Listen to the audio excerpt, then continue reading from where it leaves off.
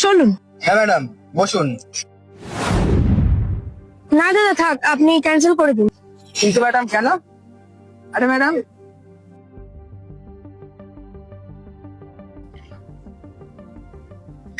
কিরে, নিজেকে বড় চালাক মনে করছিস নাকি?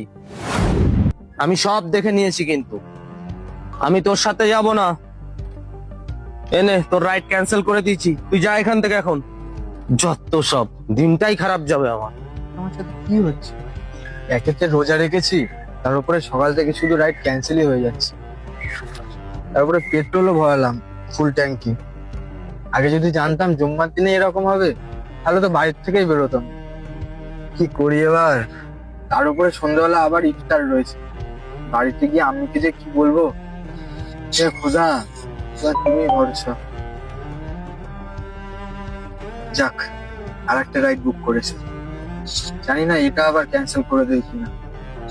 খোদা, তুমি এবার ভরসা।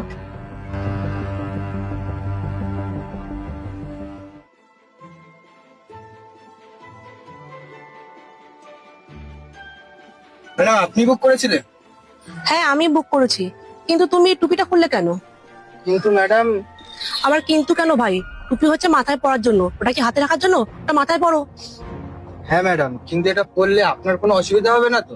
আরে তোমার টুপি পরা নিয়ে আমার কেন সমস্যা হবে? টুপিটা পরো আর চলো। ম্যাডাম, আপনি যাবেন আমার সাথে? কেন যাব না? আমি তো রাইডটা বুক করেছি যাওয়ার জন্যই। সত্যি ম্যাডাম যাবেন? পরে আবার রাইডটা ক্যান্সেল করে দেবেন না তো? না না ভাই, ক্যান্সেল করবো না, আমি তো যাওয়ার জন্য বুক করছি, তোমাকে বললাম। তুমি একটা কাজ করো, টুপিটা পরে নাও। বসুন ম্যাডাম।